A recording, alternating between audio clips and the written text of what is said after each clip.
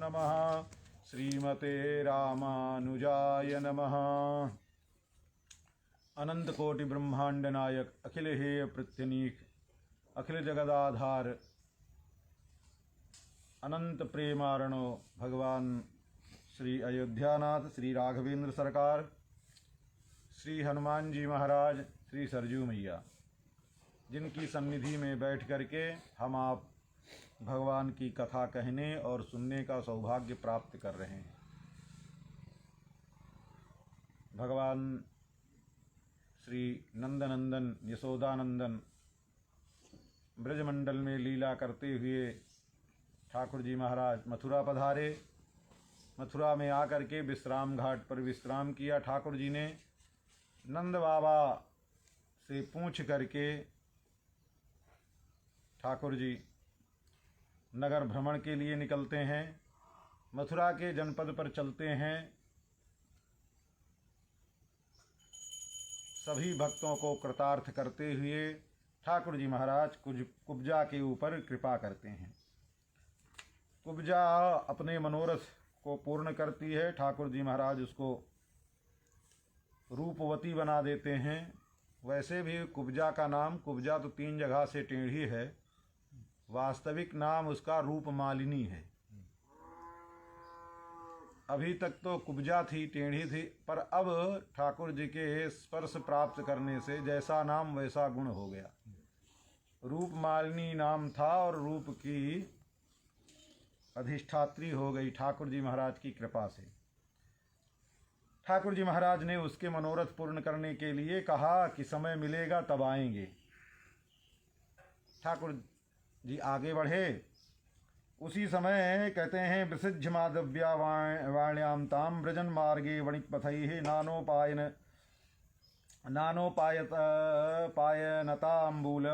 स्रग्गंधैः साग्रजोर्चितः। रास्ते में चले जा रहे हैं। जो रास्ते में वणिक लोग हैं वो सब अपने अपने यहाँ से उपहार ले आकर के ठाकुर जी महाराज को देते हैं। अनेक प्रकार के उपहार दे रहे हैं, तांबुल, चंदन, अक्षत, जिसके पास जो कुछ भी है सब ले करके ठाकुर जी महाराज की अर्चना पूजना करते हुए ठाकुर जी महाराज जो नगर की बधूटियाँ हैं, जो नगर की स्त्रियां हैं, ठाकुर जी महाराज को देख करके महाराज वो काम के वेग से संतप्त हो करके उनको अपने शरीर का ही ध्यान न रहा।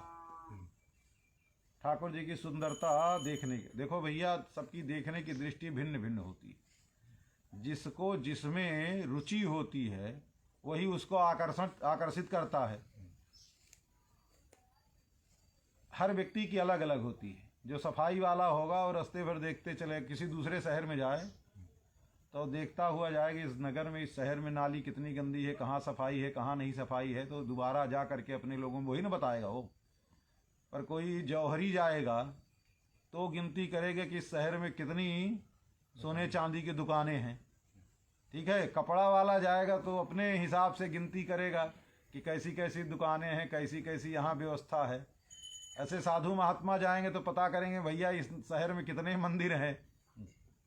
तो सब की रुचि होती है, अपनी रुचि के अनुसार उसका महत्व देते हैं। तो जो ये प्रमदाएं थीं, जो स्त्रियां थीं, इनको सुंदरता का बड़ा गर्व था और जहाँ भी सुंदरता देखती वहीं जो है सुंदरता को निहारने लगती।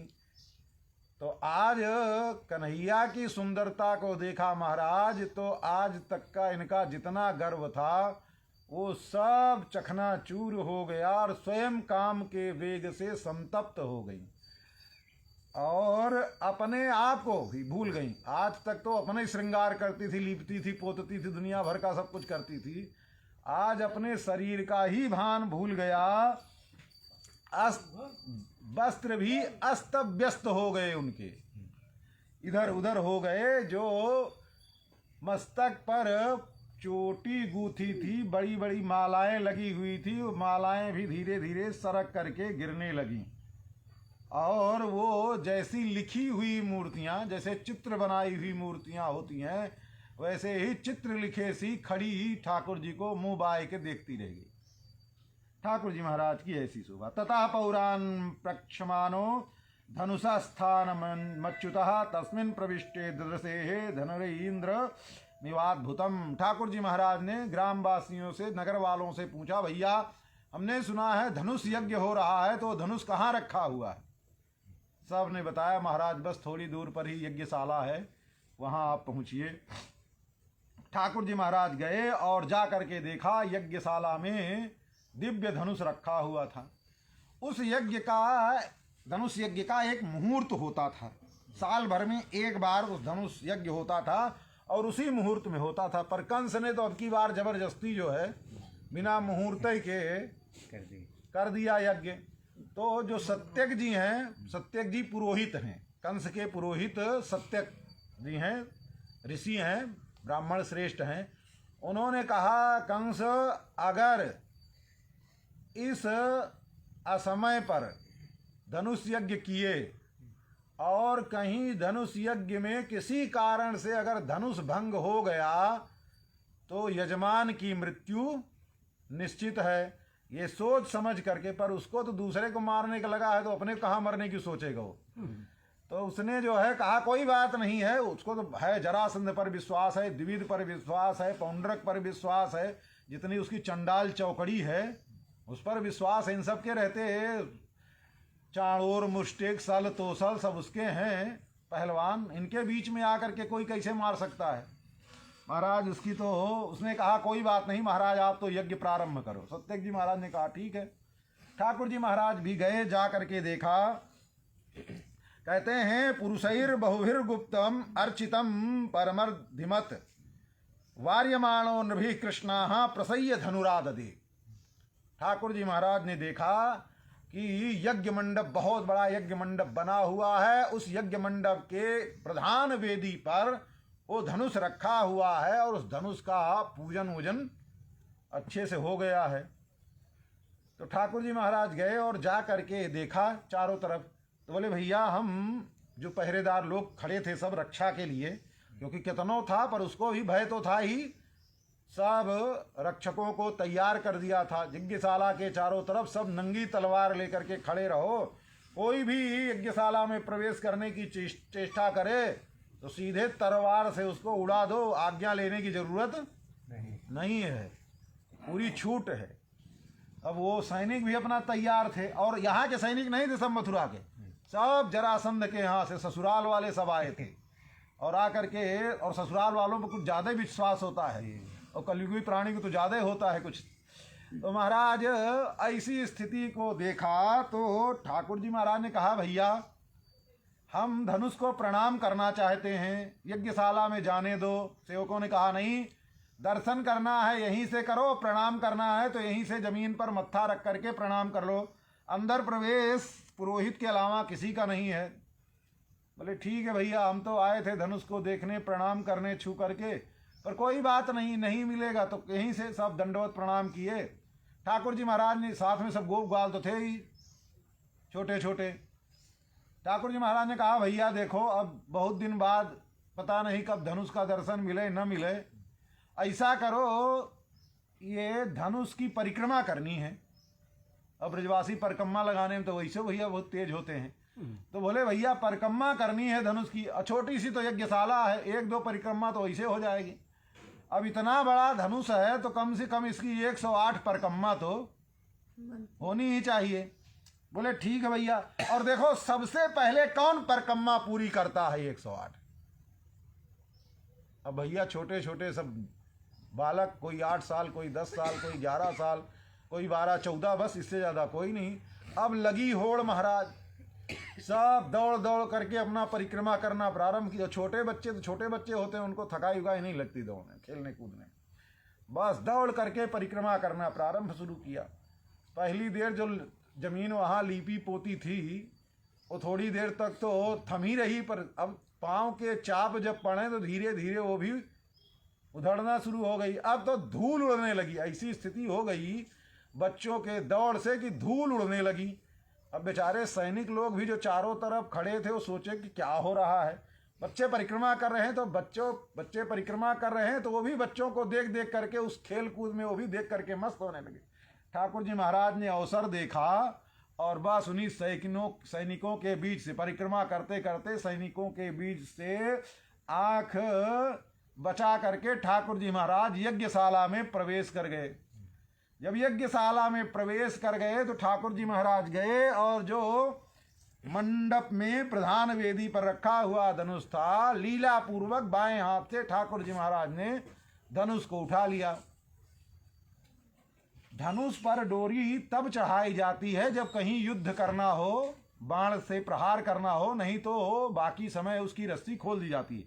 क्योंकि अगर रस्सी 24 घंटे बंधी रहेगी, जो उसमें तनाव रहता है वो कम हो जाएगा, फिर उतनी दूरी तक वो नहीं जाएगा, प्रहार नहीं करेगा।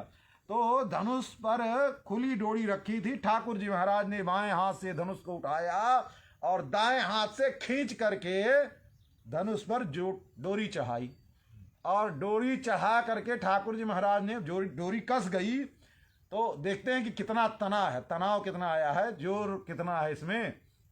ठाकुर जी महाराज ने उस डोरी को खींचा और कान तक खींच करके महाराज जैसे छोड़ना चाहा वैसे धनुष दो भाग में, धनुष की टंकार के साथ साथ भी धनुष भी टूट करके दो खंड में विभक्त हो गया। अब जैसे धनुष भंग भया और धनुष के टूटने की इतनी जोर की ध्वनि भाई कि जितने पहरेदार थे सब हड़बड़ाए गए महाराज। तलवार तो हाथ ही से छूट गई सबकी। और कंस भी अपने सैनिकों के साथ, दरबारियों के साथ सिंहासन पर बैठा हुआ था। जितनी जोर की ध्वनि भई और भूकंप सा आया, सिंहासन हिला डुला और सब खड़बड़ाए के महाराज अपने अपने सिंहासन से लोटपोट हो गए। क्या हुआ क्या हुआ क्या हुआ? तो किसी ने कहा महाराज पहले तो प्रत्यंचा की ध्वनि सुनाई दी, लगता है धनुष भंग हो गया है, इसीलिए जो है ये जोर की ध्वनि भई है। सत्यक जी महाराज जो पुरोहित थे, वहीं थोड़ी दूर पर हवनीय कुंड था, हवन करने के लिए बैठे हुए थे। जैसे ही पता चला कि धनुष भंग हो गया, जो सुरुख हुआ और जितनी हवन की सामग्री थी सब एक साथ उठाए और सब स्वाहा किए और उठ करके चल दिए। अब तो पहले से ही पंचांग देख करके कंस को बता दिया था, भैया ध्यान रखना, धनुष भंग हो गया तो यजमान का मरना निश्चित है। तो अब यहाँ रहना ठीक नहीं है। सत्यक जी महाराज उठे और यज्ञ मंडप से चल दिए। कंस उठा और उठ करके इधर उधर संभाला, अरे चलो कोई बात नहीं कोई बात नहीं, सब अब कोई फिसल जाए तो क्या कहता है, गिर पड़े तो कोई क्या करे, चलो भाई कोई बात नहीं, हो गई इसे करने लगे सब आपस में बैठे बैठे। अब सब बैठ करके और इधर ठाकुर जी महाराज ने देखा कि अब सैनिक लोगों को जो तलवार गिरी थी वो सब भी सोचे भैया गड़बड़ तो हो गई, ये पता नहीं कब बालक अंदर प्रवेश कर गया और प्रवेश करके धनुष भी तोड़ दिया। अब तो कंस दंड देगा, दंड में अगर कुछ न्यूनता चाहिए, दंड तो मिलेगा ही, पर कुछ माफी अगर चाहना है तो इस बालक को जिंदा या मुर्दा पकड़ करके महाराज कंस के सामने अगर ले जाएंगे तो जरूर हम सब बच जाएंगे। सैनिकों ने अपनी अपनी तलवार ले करके और बस मारने के लिए उद्यत हुए। ठाकुर जी महाराज ने जो डोरी थी बीच की, उस डोरी को भी, धनुष तो दो खंड में हो ही गया था बीच से, डोरी को भी तोड़ करके अलग किया और यज्ञशाला से बाहर आ गए। एक खंड दाऊ दादा को दिया और एक खंड अपने ले लिए हाथ में। और बस महाराज तलवार की तो बाप हो गई वो दोनों खंड। महाराज मार मार करके ठाकुर जी महाराज ने, जिसको एक बार जब एक थप्पड़ से महाराज धोबी का गला अगल बगल हो जाए और तब धनुष का खंड है वो तो और जोरदार। महाराज ठाकुर जी के प्रहार के, दाऊ दादा के प्रहार से ऐसा लगा कि थोड़ी देर में तो जितने सैनिक थे सबका कदन हो गया और ससुराल वाले जितने सैनिक थे सब तो सारे मारे गए। अब बाकी सब ने सोचा भैया जब कंस का मरना निश्चित है, कंस का मरना निश्चित है, जब पुरोहित जी पहले ही बता दिए धनुष टूट गया तो अपना जान देने से कौन फायदा है भाई। जब तक आशा हो कि चलो ठाई महाराज के लिए हम वफादारी तब तक करें कि महाराज को बचाएं, सुरक्षित रखें। जब पहले ही पुरोहित जी निश्चित कर दिए धनुष टूटने के बाद कंस मारा जाएगा तो भैया अपना सिर उधार में तो आया नहीं, मुफ्त का तो है नहीं। सब बेचारे अपना अपना जो थे मथुरावासी सैनिक जितने थे सब बेचारे अपना अपना हथियार, क्योंकि भैया ठाकुर जी महाराज की तो भाई चल रही थी गुलाटी घूम घूम करके इधर से उधर, तो सब ने अपना अपना हथियार फेंक दिया और फेंक करके ठाकुर जी महाराज के चरणों में अष्टांग प्रणाम हो गए। प्रभु हम सब आपके ही सैनिक हैं, आपके ही नगरवासी हैं, ये जितने मगध से आए थे सब मारे गए, हम पर कृपा करो। ठाकुर जी महाराज ने कहा कोई बात नहीं, कोई बात नहीं। अब महाराज मार काट जब हो गई तो खूना खच्चर तो होगा ही। अब जितने ग्वाल बाल थे ठाकुर जी महाराज थे, सब के ऊपर बहुत हजारों सैनिक मरे थे, सब के खून के छींटे इधर उधर पूरे कपड़े में पड़ गए थे। ठाकुर जी महाराज ने देखा, बोले भैया चलो जमुना जी का स्नान हो जाए। अरे भैया अब तो अंधेरा हो गया, रात्रि में कहीं जमुना स्नान, बोले चलो आचमन तो कर सकते हैं। अरे भाई भीगा कान हुआ स्नान और माथा भेवे सो बेईमान, तो केवल हम सब आचमन कर लेंगे और मुंह हाथ धो लेंगे, यही स्नान हो जाएगा। बोले चलो भैया, सब ग्वाल बालों के साथ मिल करके ठाकुर जी महाराज गए जमुना जी के किनारे और जा करके हाथ मुंह धोया और कपड़ों पर खून का छींटा लगा हुआ था। ठाकुर जी ने कहा भैया अब ये कपड़े का जो काम था वो हो गया, जिस लिए कपड़े पहने थे वो कपड़े काम हो गया। राक्षसों का कपड़ा और राक्षसों का खून, इन्हीं सब कपड़े यहीं उतार के रख दो और अपने जो ब्रजवासी ही कपड़े पहन करके आए तो उसी कपड़े के साथ बाबा के साथ सामने चलते हैं। सब गोप ग्वालों ने कहा भैया ये जुगती तो बड़ी अच्छी है, पहले कपड़ा ले लिया, लाला को लगता है पहले पता था कि मार काट होगी, इसीलिए अपने जो ब्रजवासी वस्त्र थे उनको गंदा नहीं होने दिया। साहब ने कपड़े उतार उतार करके फेंक दिए, मुंह हाथ धोए जमुना जी में और धो करके आचमन करके सब चले आए। आ करके विश्राम घाट पर बाबा के समीप पहुंचे। बाबा ने कहा लाला इतनी देर कैसे हो गई? बोले बाबा अब इतना सुंदर नगर और देखते देखते इधर उधर जो भी मिलता सब पता नहीं बाबा कैसे पहचानते हैं, सब पहचान करके कुछ ना कुछ कोई ना कोई दे ही रहा था। सब गोप ग्वाल लोग अपने अपने गमछे में सारी उपहार की सामग्री ले आए थे, सब बाबा के सामने पटक दिए। बाबा देखो कितना लोगों ने दिया है। बोले लाला देखो हम तो डर ही गए थे, बड़ी जोर की आवाज भाई, पता नहीं क्या हुआ।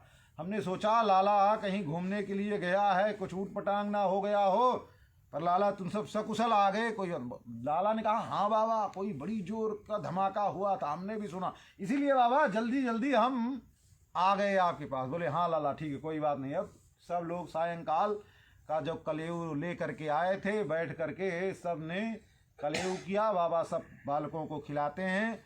फिर स्वयं नंद बाबा ने प्रसाद पाया और प्रसाद पा करके रात्रि में ठाकुर जी महाराज ने विश्राम घाट पर ही शयन किया।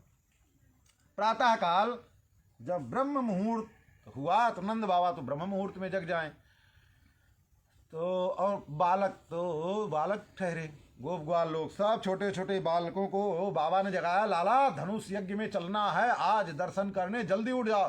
बोले ना बाबा हमको तो जोर की नींद आ रही, कल शाम को इतना दूर तक घूम करके आए, थक गए हैं, अभी नींद नहीं टूट रही। आप सब नहा धो करके संध्या पूजा करके चलो, हम सब आएंगे पीछे से। बाबा ने कहा ठीक है बच्चे थके हुए हैं कोई बात नहीं। नंद बाबा सब तैयारी करके और तैयार हो करके चलने के लिए तैयार हो गए। उधर कंस ने अपना सारा कार्यक्रम फैलाया, क्या अम्बष्ट को बुलाया, जो कुबलया पीड़ हाथी का महावत था उसका नाम अम्बष्ट था।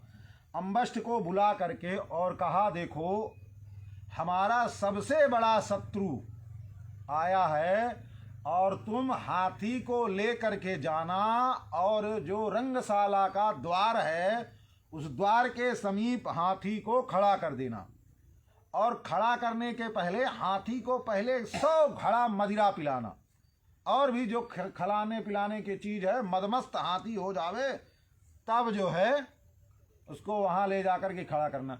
सब आवे तो सबको आने देना, पर जो गोकुल से नंदगांव से कृष्ण और बलराम आए हैं उनको किसी प्रकार से भी तुम अगर अपने हाथी के द्वारा मार करके समाप्त कर दिए तो तुमको आधा राज्य हम दे देंगे। लो भैया वो ही प्रसन्न हो गया, बेचारा 100 घड़ा उसको मिला था शराब पिलाने के लिए, हाथी को पिलाया, अपने भी पिया, कुछ पूरी तैयारी तबे न होगी पूरी। अब वो अपना सारी तैयारी करके बैठ गया। इधर कंस ने उधर जो है चाणूर, मुष्टिक, सल, तोसल और भी जितने थे सब पहरेदारों को बुलाया। बुला करके सबको कहा कि सब कल की सारी तैयारी करके और ऐसे ऐसे कैसे बैठना है, कैसे क्या करना है। मान लो किसी भी प्रकार से हाथी से बच करके आ जावें तो जितने पहलवान हैं वो पहलवान लोग चाणूर और मुष्टिक मिल करके ललकारेंगे। मल्लशाला में जब वो जाएंगे, अगर लगे तुम सबको कि अकेले अकेले उनसे नहीं जीत पाओ तो 16 के 16 सब मिल करके एक साथ मार करके समाप्त कर देना। कंस ने अनुमति दे दी और भी जितने सैनिक लोग थे सब सैनिकों को खड़ा किया। बोले ऐसा करो, सब तलवार और हथियार के साथ सुसज्जित होकर के।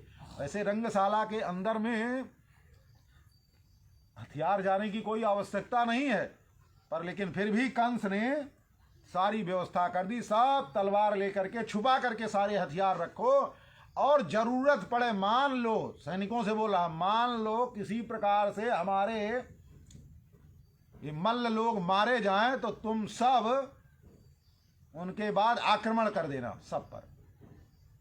सारी व्यवस्था कंस ने शरात में किया। अब बेचारा कंस की ये स्थिति हो गई कि महाराज अब वो रात्रि में उसको एक तो नींद नहीं आ रही है और ऊट पटांग जागते जागते ही उसको दुनिया भर के ऊट पटांग चीजें दिखाई देने लगी। ओ कंस अनेक प्रकार के अपशकुन उसको दिखाई देते हैं। वो जब खड़ा होता है तो उसको चंद्रमा की रोशनी में अपना सारा शरीर तो दिखाई देता है पर ऊपर का सर नहीं दिखाई, धड़ तो दिखाई देता है परछाई में, पर सर नहीं दिखाई देता। और आँख से भी जैसे दीपक है, चंद्रमा है और भी जो चमकती हुई चीजें हैं, एक के बदले सब उसको दो दो दिखाई देने लगी। और जहां भी देखता है उसको बस, और किसी प्रकार से बेचारा उसको नींद आई तो नींद में भी चैन नहीं पड़ी, नींद में भी उसको अपशकुन दिखाई दे रहे हैं। वो उसको लग रहा है कि हम जो है नंगे हैं, कहीं जा रहे हैं और इधर उधर भग रहा है। कभी देखता है कि हमको गधे पर बैठाया गया है। अनेक प्रकार के अपशकुन उसको दिखाई देते हैं। नींद भी नहीं आई, उठा पटक करते हुए वो भी सारी तैयारी अपनी करके सुबह और यह रंगमंच की ओर जाने के लिए तैयारी करना प्रारंभ कर दिया। श्री नंद बाबा आदि और जितने भी थे मथुरा के सब, जिन जिनको निमंत्रण मिला था यज्ञशाला का, सब अपने अपने स्थान पर, ब्राह्मण लोग कहाँ बैठेंगे और जिन जो लोग जिनके बैठने का जो आसन नियुक्त था, आज भी होता है ना, किसको कहाँ बैठना होता है उसका नेम प्लेट चिपका रहता है। तो उस जमाने में वही, तब भी वही व्यवस्था थी, किसको कहाँ बैठना था है, सबका आसन निश्चित था। जितने लोग थे सब के सब जा करके अपने अपने स्थान पर वो जो है बैठ गए। जब सब अपने अपने स्थान पर बैठ गए और उनके पीछे पीछे सैनिक लोग आकर के खड़े हो गए चारों तरफ से।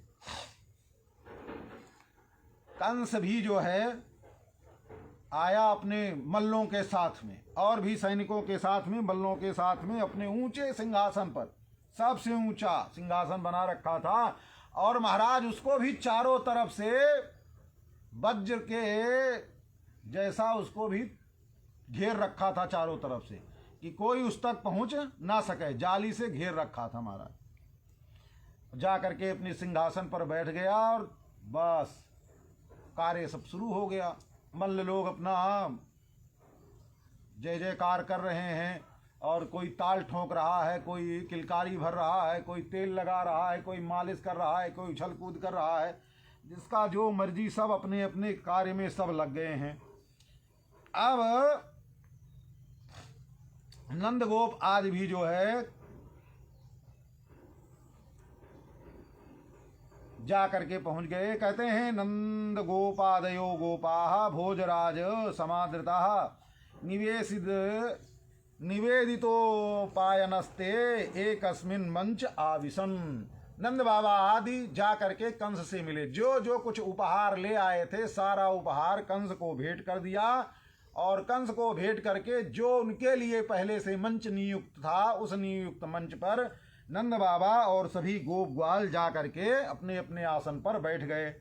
श्री सुखदेव जी महाराज कहते हैं अथ कृष्णश्च रामश्च कृत शौचौ परंतप मल्लादुन्दुभिर्निर्घोष श्रुत्वा दृष्टुमुपयतुः। ठाकुर जी महाराज को तो नींद तब ठुकी जब दुंदुभियों भिजी बजने लगी, मल्ल लोगों की आवाज़ और उस दुंदुभी मल्लशाला की। ठाकुर जी महाराज अपने जो नित्य कर्म से उससे निवृत्त हो करके और तैयार हो करके रंगमंच की ओर सभी सखाओं के साथ ठाकुर जी महाराज चले। रंग द्वार समासाद्य तस्मिन् नागमवस्थितम् अपश्यत कुवलया पीडम कृष्णो अम्बष्ठ प्रचोदितम।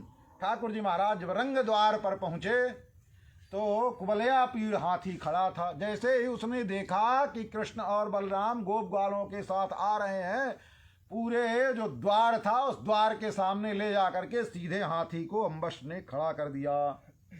अब जाने का कोई रास्ता ही नहीं बचा। तो बद्ध्वा परिकरम सौर्ये समूह कुटिलालकान उवाच हस्तिपम वाचा मेघनाद गंभीरया। ठाकुर जी महाराज घुंघरारी अलकावली के साथ अपने गोप ग्वालों के साथ मुस्कुराते हुए हंसते हुए और उछलते कूदते पहुंच गए, और पहुंच करके देखा रास्ता बंद कर दिया है, तो ठाकुर जी महाराज ने अम्बष्ठ को आवाज लगाई। ठाकुर जी महाराज कभी परिचय नहीं है, अभी मिले नहीं, लेकिन ठाकुर जी सर्वज्ञ हैं, सब जानते हैं। उसका नाम ही लेकर के सीधे बुलाते हैं। क्या कहते हैं? अम्बष्ठाम्बष्ठ मार्गम नौ देह पक्रम माचिरम नो चेत सकुंजरम त्वाद्य नयामि यम साधनम। ए अम्बष्ठ सुन, देखो सीधी तरीके से रास्ता हमको जाने के लिए दे दो, और अगर नहीं दिए तो तुम्हारे हाथी के साथ में तुमको भी अभी यमराज के लोक में पहुंचा देंगे।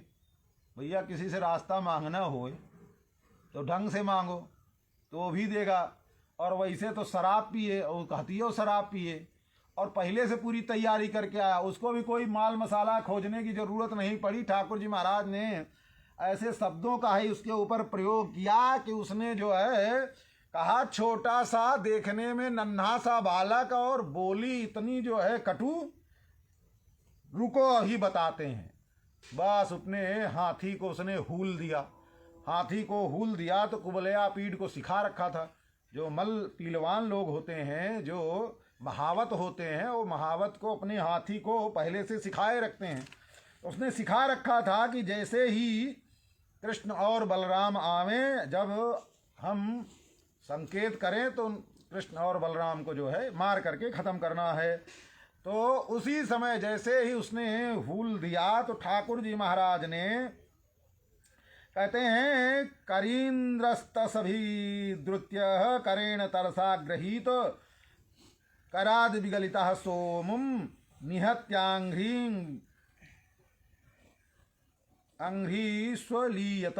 ठाकुर जी महाराज के समीप जैसे ही वो गया तो ठाकुर जी महाराज ने उछल करके, ठाकुर जी और बलराम जी महाराज ने दोनों लोग एक एक तरफ से उछले, और जो कनपटी होती है ना, एक एक थप्पड़ जोर से जड़ा। तब तक हाथी भी बिलबिलाए गया।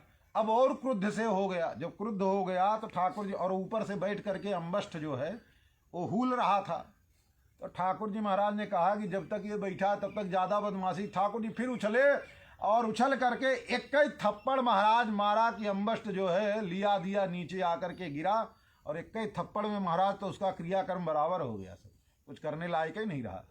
अब हाथी अपने महावत को मरता हुआ देखा तो और बिगड़ गया, तो उसने जो है ठाकुर जी महाराज को मारने के लिए वो दौड़ा। जैसे हाथी पगला जाता है, तो अब मारने के लिए दौड़ा। ठाकुर जी महाराज इधर उधर इधर उधर भाग रहे हैं और सब गोप ग्वाल लोग एक किनारे खड़े हुए। दाऊ दादा भी एक किनारे जाकर के खड़े हो गए। ठाकुर जी महाराज ने जो है देखा, जो है जैसे अब हाथी ये होता है कि हाथी को घूमने में बहुत समय लगता है, तो ठाकुर जी महाराज पहले तो आगे दौड़े चले जा रहे थे और एकाएक ठाकुर जी मुड़े, कन्हैया मुड़े और पीछे उसके आ गए। द्वार जो था वो ऊंचाई पर था, द्वार ऊंचाई पर था और हाथी ठाकुर जी नीचे की तरफ भागते हुए चले आ रहे थे। तो ठाकुर जी महाराज जब एकाएक मुड़ करके पीछे चले गए तो हाथी को मुड़ने में समय लगा। तब तक ठाकुर जी महाराज पीछे पहुंच गए और उसकी पूंछ को पकड़ लिया और पूंछ को पकड़ करके और हाथी को ऊपर की तरफ खींचने लगे। एक तो नीचे ढाल, हाथी का बेग नीचे की ओर जा रहा है और ठाकुर जी महाराज ने जो है पीछे से उसकी पूंछ पकड़ी और पूंछ पकड़ करके खींच रहे हैं। अब वो बेचारा चढ़ाई की ओर कैसे उल्टे पांव खींचता चला जा रहा है। कुबलया पीड़ ने सोचा कि कंस ने एक बार हमारे सूंड में अपना हाथ फंसा करके 27 हाथ खींच करके हमको ले गया था। वो तो सीधे सीधे सामने मैदान था, उसमें खींच लिया था। महाराज ये तो उल्टा खींच करके ले जा रहा था। कंस का भी जो है काल आ गया है। अब बेचारी उसकी इकलौती पूंछ, वैसे हाथी के सब शरीर में सबसे कमजोर उसकी पूंछे होती है, और बेचारी उसकी इकलौती पूंछ और ठाकुर जी महाराज खींच रहे हैं। अब पीछे वाला पांव तो उसका टूट गया था, पीछे वाला पांव ऊपर वाला खड़ा था, पीछे वाला टूट गया था और ठाकुर जी महाराज खींच रहे हैं, घसीट रहे हैं। बेचारा वो भी सोचे कि अब उखड़ी तब उखड़ी, अब उखड़ी तब उखड़ी, पूंछ की ये स्थिति हो रही थी। तो ठाकुर जी महाराज खींचते खींचते उसको जो है वहां तक ले गए, ऊपर द्वार तक। और जब द्वार तक ले गए तो वो भी पसीने से एकदम लथपथ हो गया। ठाकुर जी महाराज ने भी जब पहुंचे तो पिछवाड़े पर पीछे खींची रहे थे, एक लात जोर से उसके पीछे पर मर्मस्थान पर ठाकुर जी महाराज ने लगाया, जोर से चिघाड़ कर उठा। जब जोर से चिघाड़ कर उठा तो ठाकुर जी महाराज अपने कमर पर हाथ धर के और उस कुबलया पीठ के सामने आकर के खड़े हो गए। महाराज कुबलया पीठ जो है देवताओं तक को, ब्रह्मा पर्यंत सबको दुख देने वाला है, इसीलिए इसका नाम है कुबलया पीठ है। तो भी कोई कमजोर नहीं था, उसने भी अपने शरीर की सारी शक्ति एक बार एकत्रित की और एकत्रित करके उसने सोचा अब की बार इसको नहीं छोड़ेंगे। कैसे उठ करके खड़ा हुआ। ठाकुर जी महाराज उसके सामने कमर पर हाथ धर के खड़े थे, दो दो लंबे लंबे उसके दांत थे। उसने सोचा बस ले जा करके दांत इसके चुभा देंगे। खदेरा, ठाकुर जी महाराज भगे। ठाकुर जी महाराज आगे आगे भगते हुए जा रहे हैं और ढाल तो है ही। अब हाथी भी बिना मेहनत किए दौड़ता चला जा रहा है ढाल में। ठाकुर जी महाराज ने किया क्या, थोड़ी दूर तो गए, जब ढाल देखे कि अब हाथी का भी बेग पूरा हो गया है, अब आगे ढाल नहीं है, तो ठाकुर जी महाराज पट पेट के बल नीचे जमीन पर लेट गए। जब जमीन पर लेट गए तो हाथी ने सोचा बड़ा अच्छा मौका है, मौका बहुत बढ़िया है, दोनों दांत ले जा करके इसके पेट में चुभा देवें। जाकर एक तो दौड़ता हुआ आ रहा था, बेग था, और उसी बेग के साथ उसने अपने दोनों दांतों को सोचा चुभा देवें। जोर से दांतों को चुभाने का प्रयास किया तो ठाकुर जी महाराज सट से सरक करके पीछे आ गए और दांत दोनों जा करके जमीन में पूरे के पूरे दांत धंस गए। एक तरफ से दाऊ दादा और एक तरफ से कन्हैया ने जो है चरण का प्रहार किया दोनों दांतों पर। दोनों दांत जबड़े से उखड़ करके बाहर हो गए। एक दांत को दाऊ दादा ने ले लिया और एक दांत को कन्हैया ने। अब जिधर जबड़े से निकला था उधर मांस के सहित, रक्त के सहित, और आगे की तरफ वाला नुकीला, दोनों भाइयों ने ले करके नुकीले तरफ से और मार मार करके हाथी को, उसी के दांत से उसी हाथी को मार करके और समाप्त कर दिया। हाथी मारा गया। सब गोप ग्वाल लोग प्रसन्न हो गए। जब गोप ग्वाल लोग प्रसन्न हो गए तो ठाकुर जी महाराज चले। ठाकुर जी महाराज चले, कैसे चले महाराज? देखो आगे जो ठाकुर जी महाराज हाथ में लिए हैं हाथी के दांत, पीछे भी रक्त और मांस के साथ में है, और आगे मारे हैं हाथी को तो उसमें भी रक्त लगा हुआ है, बीच का खाली जगह बचा हुआ है। तो उसी खाली स्थान को दोनों भाई लोग पकड़ करके और रंगशाला की तरफ जा रहे हैं ठाकुर जी महाराज। और अब